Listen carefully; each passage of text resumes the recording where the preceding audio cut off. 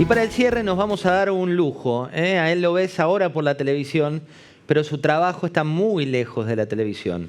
Ahora lo ves más mediático, pero es cero mediático. Me refiero al doctor Conrado Stoll, que tiene una trayectoria de lujo, y esta es la presentación. Conrado Stoll es uno de los neurólogos más reconocidos del país. Realizó su carrera de médico y un doctorado en medicina en la UBA, y su tesis fue calificada sobresaliente. Ese fue el puntapié inicial de una trayectoria exitosa. Completó su formación en la Clínica Médica en Nueva York de Neurología en la Universidad de Pittsburgh.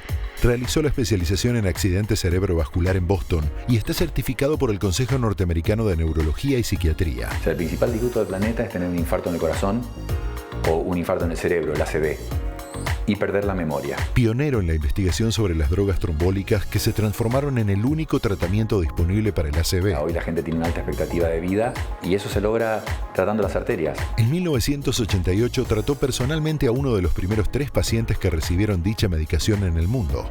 En 2012 recibió el Premio a la Excelencia Médica en la Argentina y en 2013 fue nominado en la Universidad de Pittsburgh por la McElroy Award. El fundador de Braina, un centro de prevención de enfermedad vascular creado hace 25 años, anticipa cómo será el futuro de la salud. Bienvenido. Conrado, bienvenido. Qué historia, ¿eh? Demasiado bienvenido. Como dice la frase, si mi padre escuchara esto estaría orgulloso, si mi madre lo escuchara, se lo creería. Y si te escuchan tus hijos, que tenés y muy prolíficos y ya grandes, seguramente están orgullosos, porque uno te ve por la tele, un costado que quienes te conocemos hace mucho tiempo, lejos está de ser tu trabajo, y te tomaste en serio lo de divulgar en un contexto donde los argentinos necesitábamos conocer más. ¿Por qué? Pero primero que los chicos sepan, mis hijos lo saben, pero que los amigos o los chicos que escuchen sepan que toda esa trayectoria es simplemente hacer los deberes. No es nada especial, porque ser Barenboim es otra cosa. Eso es un don, es una cosa única. Esto es nada más que hacer los deberes. Los deberes, estudiar, poner perseverancia, compromiso y no tener ningún interés demasiado personal. Eso es todo el secreto. El mérito que tanto está en debate, tuvimos en esta pandemia una tragedia que fue la educación, ¿no? La no presencialidad, que 1,5 millones de chicos quedaron fuera del sistema en nuestro bendito país. ¿Cuánta importancia le das a la educación para haber logrado lo que lograste? La educación es todo. Y vos dijiste mérito, ¿no? La meritocracia, que es medir y comparar. Otra conversación, cuando se transformó en mala palabra meritocracia en nuestro medio, otra conversación es que no todo el mundo tenga el acceso. Y eso es verdad. Y eso es lo que hay que cambiar, para que todo el mundo tenga acceso. Uno de los médicos que salía ahí, mi jefe en Boston, los padres eran muy humildes. Y hoy en día hay enfermedades que tienen el nombre de él. O sea, él en Estados Unidos pudo llegar a ser uno de los neurólogos más reconocidos del mundo. No hay un neurólogo que bueno, el nombre es Lou Kaplan y no sepan quién es. Y como te digo, está el síndrome de Kaplan. Eso con padres humildes. Pero eso es lo que tiene que lograr el sistema, que todo el mundo pueda acceder. No hay ningún secreto. Es educación. Como Clinton decía de la economía, es la educación. Vuelvo a lo de tu pregunta que te había dejado. Lo de los medios, nada. La gente tiene que entender. Sabemos que cuando hay una enfermedad grave, cuando la persona la entiende mejor, la maneja mejor, aunque sepa que es muy grave. Tener información te saca de la oscuridad, es de nuevo educación. Entonces pasó casualmente, fue un accidente, me llamaron, vos fuiste. Primero tuve otra entrevista, pero después fuiste vos, que fui con una vincha de tenis, había leído un trabajo de Corea, había que taparse la boca y la nariz, y resultó ser algo impactante, porque lo dijimos antes en tu programa. ¿Sabes cuántas visualizaciones tuvo? Él se refiere a algo que nos enseñó también a los argentinos, que era cómo hacer con un barbijo para que Exacto. lo puedas hacer de manera práctica. Fue antes de la industria de los barbijos. Tuvo más de 5,5 millones de reproducciones. Tu fórmula, la fórmula Stoll, como se bautizó en redes sociales, la formación de ese barbijo ad hoc que le mostrabas de manera muy simple a la gente, porque había en esa época mucha confusión respecto de cómo uno se prevenía, cómo uno cuidaba al otro, y eso fue lo que enseñaste. Exactamente, y sorprende lo que estás diciendo. La comunicación es crucial, no tiene que ser un infectólogo necesariamente, porque uno podría decir, y está mal, no habrá algo, no dirá algo malo. No, en Estados Unidos también, muchos de los que más han comunicado, hay uno que es un cardiólogo muy reconocido. Esto es una enfermedad nueva, no la conoce nadie. Era cuestión de leer y sentir de repente, lo que me atrapó es sentir que la gente por ahí creía y que ayudaba. Ni miedo, ni decir ahora podemos relajarnos y sacarnos cuando me llega la noticia de que en Perú es la variante predominante. En estos días, ¿cuál es? Delta. Y nos estábamos diciendo, no, por ahí ya pasó, por ahí no ocurrió. Pero ni miedo, es preparación. Y bueno, llegué a 1000 comunicaciones, lo cual, ¿por qué hacerlo? Y la respuesta es simplemente por creer que ayuda. ¿Por creer que ayuda? Puede haber algo de lo genético. Quienes no te conocen no saben que también en tu árbol genealógico tenés en la familia un periodista, comunicador. Digo, ¿cómo es esa historia también que te lleva? Porque por ahí hoy lo que lograste es hacer simple lo complejo, y para eso tal vez quienes no lo conozcan, los que hablan en difícil en la televisión habitualmente son los que menos saben. Los que hablan en simple son los que estudiaron mucho para poder explicarte y bajarte al llano. Vos también tenés en tu ADN esa parte. Pero vos me das la razón a mí, para los jóvenes, en que hay que hacer los deberes. Evidentemente vos has leído y sabes bien, con lo que mostrabas al principio, ese resumen y lo que me decís ahora. Mi abuelo, Horacio Stoll, era periodista. Se tuvo que ir de la Argentina en los años tardíamente 40. Por eso mi padre creció en Estados Unidos, por eso yo nací en Estados Unidos. Pero un periodista apasionado hasta su último día. Y puede ser que haya algo. Yo lo ayudaba con su archivo. Yo tenía en la secundaria, me apasionaba visitarlo en su escritorio. Era mi abuelo que había estado en Estados Unidos, tenía una máquina de escribir eléctrica. No te hablo de una computadora, te estoy hablando de los años 70, tempranos 80. Era eléctrica y giraba esa bola de metal y él escribía muy rápido y hacía su archivo recortando todos los diarios y revistas que recibía, y tenía decenas de sobres y yo archivaba los recortes. Esa era una versión de un banco de datos temprana de un periodista clásico que hacía para otro diario columnas desde Nueva York. Así que sí. Clipping que uno hacía de joven. Conrado, vamos a cuestiones que hoy fuimos recorriendo con distintas aristas. Tuvimos laboratorios, tuvimos especialistas, tuvimos innovadores, tuvimos emprendedores y fuimos recorriendo desde diabetes hasta obesidad, nos metimos en COVID. Y arranco por tu especialidad, digo, porque el tema de ACV, sobre todo, es un tema que está muy presente. Vos tenés en tu cabeza seguramente datos de lo que es el ACV en la Argentina o los ACVs que se producen. Contanos un poco de esa temperatura para darle un poco de contexto. Primero destacaría que la combinación que han hecho es brillante. La industria farmacéutica, asistencial, telemedicina, ensayos clínicos de drogas nuevas, me combinaron todo eso y me pareció sentir el futuro acá. Era la idea, viste, un poco de oxígeno por encima de la grieta. Ahí está. Y ubicarnos en el continente que es el mundo, no en la isla que a veces está sumida la Argentina. Pero ese es el primer paso para llevar eso a la tierra, porque eso tiene que ocurrir, aplicarse y suceder. Con el ACV es muy simple el mensaje. Es la causa número 2 de muerte en el mundo. Es la primera causa de discapacidad en el mundo. La persona que sobrevive y no tiene su capacidad para hacer lo que hacía antes. Porque el que sobrevive al infarto de corazón puede llegar a volver a hacer un deporte incluso después de ese infarto si se recupera bien. La persona con ACV puede no hablar, no ver, no poder entender, no mover una parte del cuerpo. O sea, de secuela es muy importante. Pérdida cognitiva, te diría la principal. La gente le tiene miedo a la palabra Alzheimer con toda razón. Es palabra tabú, pero no saben que los problemas vasculares del cerebro son los que causan, junto con el Alzheimer, la declinación cognitiva. Y todo está en que las arterias estén sanas. Y eso es muy fácil. Es nutrición sana, ejercicio, no fumar, alcohol moderado, presión controlada, colesterol controlado, diabetes controlada.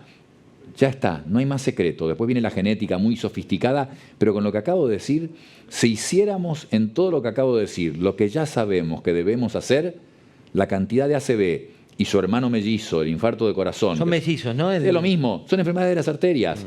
Unas en el cerebro, otras en el corazón, causa número 1 y número 2 de muerte en el planeta. Con la diferencia que están desfasadas. Los cardiólogos mucho más adelantados que nosotros. La unidad coronaria se inventó en 1961. Clark Gable murió en un hospital, había tenido un infarto, era relativamente joven, pero estaba en un cuarto común. Y alguien dijo, ¿y si ponemos todos los infartados en un mismo lugar, con especialistas, con enfermeros entrenados en eso, y ahí mismo ponemos el marcapaso que se acababa de inventar, el masaje cardíaco se acababa de inventar, lo inventó un físico, la monitoreo, el electrocardiógrafo, y pusieron todo junto y inventaron la unidad coronaria? pero la unidad de ACV hasta hace poco no se usaba. Y es fundamental a todos los pacientes de ACV tratarlos en el lugar de ACV. Pero de nuevo, si controláramos, si hiciéramos todo lo que sabemos sobre esos factores que yo acabo de nombrar, el ACV, el infarto de corazón y la pérdida cognitiva disminuirían por lo menos 80%. Conrado, ¿cómo es el cuero de un doctor como vos? Digo, uno ve el costado científico, uno ve el costado de resultados. Para esa vocación y para poder comunicar a veces cuestiones tan duras como es la vida o la muerte a un paciente, digamos, ¿cómo es el detrás de escena y cómo hace un doctor como sos vos para desenchufar de situaciones tan críticas? Algo de adaptación, no te voy a decir acostumbramiento, no diría adaptación darwiniana debe haber. En mi caso son 40 años de hacerlo. Hay especialidades y especialidades, la nuestra se asocia más a la muerte, hacemos intensivismo, entonces además de asociarse a la muerte vemos gente intubada que tiene un impacto.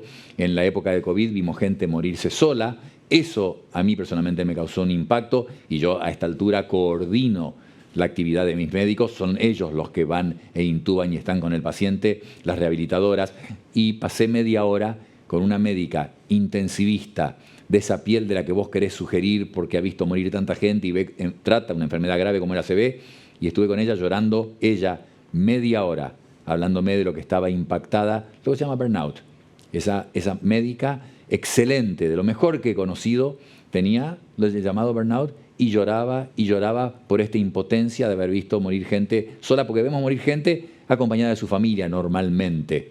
Los acompaña la familia. Con el COVID los vimos morir solos. Pero te adaptás con el tiempo y te da mucha satisfacción el lado bueno. Los cambios que han habido. Esa droga que nombraron en un momento, 25 de noviembre de 1988, inyectamos por primera vez a una persona, a un hombre chino del barrio chino de Boston que llegó hemipléjico y le inyectamos la droga que se comió el coágulo y comprobamos con un cateterismo que la arteria se había abierto. Eso era magia. Y hoy sigue siendo el tratamiento número 1 del ACV. Que la persona llegue temprano, 4 horas, se le inyecta esta droga que se llama TPA y que se come el coágulo. ¿Esa fecha tiene también algún simbolismo particular para vos?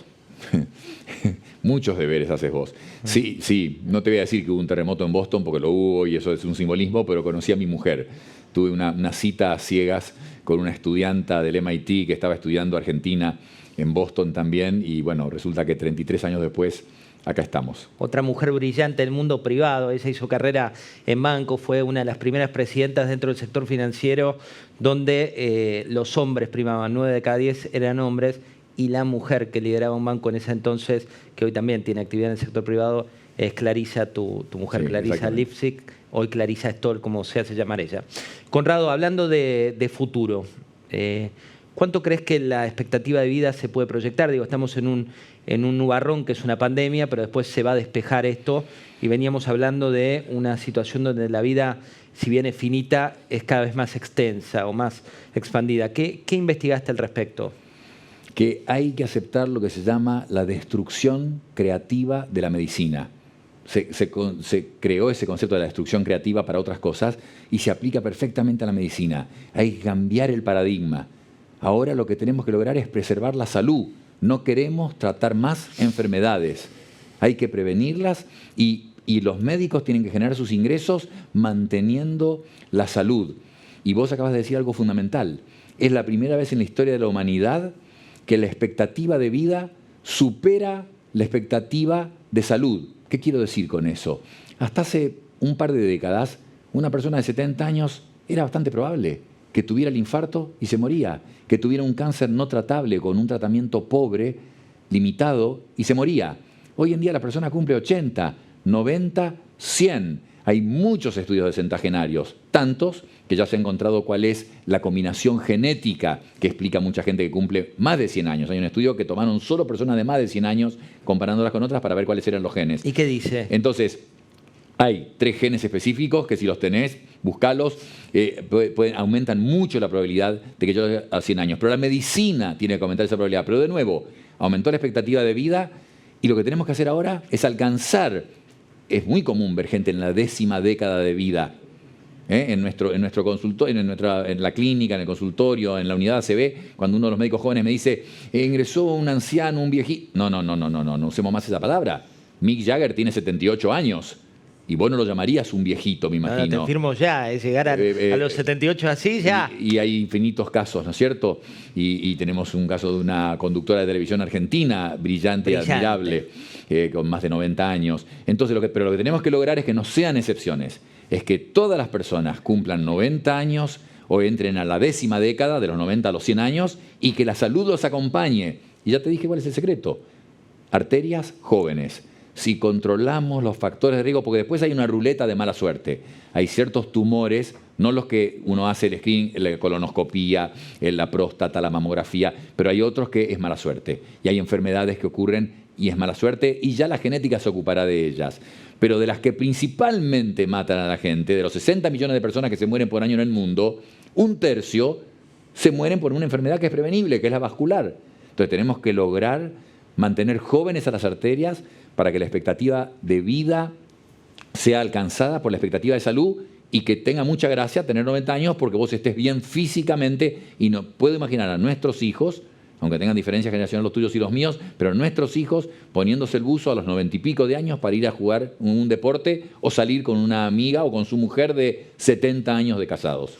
Conrado, hablando de realidades que nos atraviesan, como es esta pandemia, hay mucha gente, dentro de un segmento, el segmento medio o medio alto, que tiene capacidad de viajar al exterior, que está preocupada porque hay países que no aceptan la vacuna que es mayoría en la Argentina, como puede ser Estados Unidos con la Sputnik. ¿Ahí qué conviene hacer? Nos han llegado varias preguntas al respecto. ¿Conviene tratar de viajar el que tiene posibilidad económica y vacunarse para poder viajar por el mundo? ¿Hay que esperar? ¿Qué hay que hacer? ¿Tiene riesgos darte otra vacuna si vos tenés la primera Sputnik, la segunda Moderna y eventualmente alguna tercera? Buen punto, buenísimo, y de una pregunta que más llega al Instagram, a todas las redes sociales. Te deben volver loco con eso. Y al WhatsApp personal. La respuesta es relativamente simple. Creo que finalmente se va a aprobar Sputnik. Sputnik es una vacuna que, como todas las demás, tiene eficacia. Y te diría que incluso tiene más eficacia que las vacunas chinas. Entonces tienen que eventualmente superar el problema en que ha habido una planta no muy prolija. Hay algunos datos que no han dado los rusos sobre el estudio con el que aprobaron la vacuna. Creo que tendrían que corregir eso y se va a terminar aprobando. No veo por qué no. Dicho eso, el que tiene un tratamiento médico y tiene que viajar por su tratamiento médico, o tiene hijos y quiere pasar el fin de año con sus hijos, o padres en el extranjero, en Estados Unidos particularmente, ¿qué hace? Bueno, le dieron las 2 vacunas acá con las que no puede entrar, Sputnik. Sí, una opción es, si pudieran, antes de noviembre, porque los americanos van a ser muy rígidos. Los americanos ya están totalmente compenetrados en la tercera dosis. Empezó Biden por darse la tercera dosis. O sea que si están en la tercera, al que no tenga la vacuna completa y con las que ellos acepten, no los van a dejar entrar. Entonces, si eventualmente podés ir y vacunarte, y la respuesta a lo que vos decías es, se han dado 6.500 millones de dosis y ha pasado de todo, por error y voluntariamente. Mezclar vacunas no ha habido problema, al contrario. Mezclar plataformas de vacunas ha aumentado la capacidad de producir anticuerpos de estas vacunas. Y también dar muchas dosis, varias dosis. Yo no sabía, no tenía la data, pero tenía Sputnik por ser médico. Fui a Estados Unidos temprano en el año, vi cómo explotaba Delta en Nueva York, en Estados Unidos, y me di Pfizer, una vacunación completa. Por ahí correcto por las razones equivocadas. Pero mezclar vacunas no ha habido problema. Y que después de una vacunación completa se dé a alguien, dejando pasar un mes, no me la daría la semana siguiente de completar un esquema, pero dejando pasar por lo menos un mes, Johnson & Johnson en Estados Unidos para poder entrar porque tengan razones, familia que ver, una enfermedad que tratar, o negocios o trabajo, no hay evidencia de que eso pueda ser negativo. Hemos conversado bastante en el último año y medio, una primera etapa donde desde la tesis política a todo aquel que hablaba de economía lo trataban de asesino y el que hablaba de salud lo ponían en el podio como si fueran cuestiones contradictorias. De golpe se produjeron las PASO, las primarias en la Argentina, una derrota del oficialismo y el mismo día de las PASO se decretó el fin de la pandemia. ¿Qué pasa en nuestro país? ¿Qué pasa?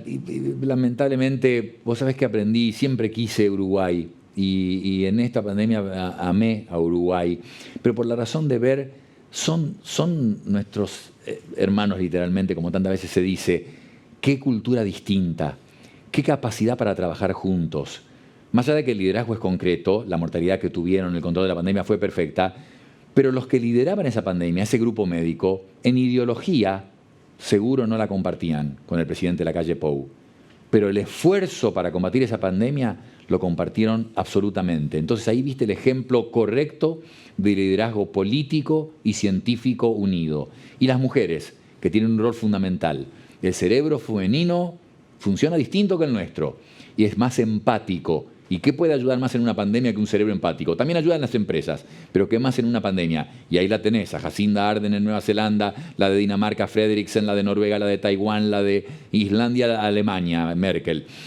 Entonces a lo que voy es, ¿qué ha fallado? No quiero ser antipático y empezar por lo que fallaba en nosotros, pero me parece que el liderazgo político y científico nuestro mostró todo el tiempo tanta tensión, tantas idas y venidas, contradicciones, y yo quiero pensar que no han escuchado a los asesores, porque los asesores tenían que saber que hay que testear más, los asesores tenían que saber que había que comprar todas las vacunas, que hay que vacunar más de 300.000 personas por día. Un país como el nuestro, 300.000, mucho menos que Chile y Uruguay. ¿Puede ser que lo hagamos tanto más lento? Un país como el nuestro tendría que saber que tiene que estar secuenciando para saber cuánto delta hay. Si tenemos que ajustarnos el cinturón ya para noviembre, diciembre, o si por alguna razón milagrosa delta no va a brotar en la Argentina. Entonces, hemos fallado en esta cosa en que los argentinos, lo escuchaba José Abadi, que lo escucho siempre con tanta atención, tenemos un problema con el individualismo, con la dificultad para trabajar juntos. Lo que aprendí en Estados Unidos es humildad, porque la neurología que me enseñaron me la olvidé, pasaron muchos años. Humildad, decir no sé, no me acuerdo, tengo que volver al colegio y trabajar juntos. Y que la envidia no la conozcas. La envidia es destructiva. De los peores males. Conrado, la última. Te doy la máquina del tiempo. Tenés ese poder de una máquina del tiempo y tenés la posibilidad de titular desde el futuro lo que vivimos estos últimos 2 años. ¿Qué va a hacer esto en la historia de la humanidad, este capítulo pandémico? Historia. Va a ser algo histórico. Vamos a ver cómo el mundo moderno se sobrepuso con herramientas a la pandemia. Significó el comienzo de la era de la genética. Va a cambiar totalmente cómo vivimos la medicina, la posibilidad de poder leer el mensaje genético que tenemos cada uno, en que en 1953 un chico de 23 años ganaba el premio Nobel por descubrir la estructura del ADN, pero no se podía leer. 3.000 millones de combinaciones, imposible, no había computadoras. Vamos a haber visto las personas, la realidad de las personas. Acordate, el poder, el dinero, la pandemia no cambia a la gente, los muestra como son. Entonces vamos a haber visto la realidad de quiénes eran quiénes y de nuevo Darwin, la capacidad de adaptarse. No sobrevivió el más fuerte, va a sobrevivir y vamos a sobrevivir adaptándonos mejor. Hoy nos propusimos desde muy temprano abrirte el campo de la salud, salir de un centro de quirófano, de un centro quirúrgico y llevártelo a lo que llamamos la jerga al mainstream. Tratar de entender qué es lo que pasaba, tratar de entender cómo es la cadena de valor de un medicamento, tratar de entender cómo una vacuna de cada 10.000 moléculas, una sola puede llegar a funcionar para después ser investigada. Nos metimos en los distintos mundos, desde el sector privado con el diagnóstico que hay hoy de la obesidad, el diagnóstico que hay hoy de las políticas públicas. Recorrimos a través de mentes brillantes de la Argentina la posibilidad de emprender, de pensar distinto, de entender que con una pequeña ayuda de una gran investigadora o de un gran investigador le puede cambiar la vida a millones de personas que tienen problemas desde fertilidad hasta problemas de algunas de las situaciones de cáncer que atraviesan a las familias enteras, porque eso es lo que tiene la enfermedad, ¿no? Hoy lo enfocamos desde la salud. Y cerramos con Conrado Stoll, que nos daba este diagnóstico, el diagnóstico que tiene que ver tanto con la Argentina, con la enfermedad de la Argentina, por qué el paciente argentino no logra sanar. Y básicamente la respuesta la dio él. Porque falta humildad, porque falta equipo y porque falta una mirada de largo plazo. Si logramos congeniar esos mundos, vamos a escapar no solo de este quirófano que tratamos de abrirte, sino también de mostrarte la realidad que es que la Argentina tiene cura y la Argentina esa cura la encuentra en el largo plazo. Muchas gracias, Conrado. Gracias, José. A vos. Y gracias a ustedes. Muchísimas reproducciones, más de 200.000 a esta altura del día. Y gracias a todos los que están a través de La Nación Más. Gracias a Carla Quiroga, Mariana Arias, mis compañeras y a todo el equipo de producción que está detrás de escena y hace que nosotros podamos lucirnos. Hasta la próxima.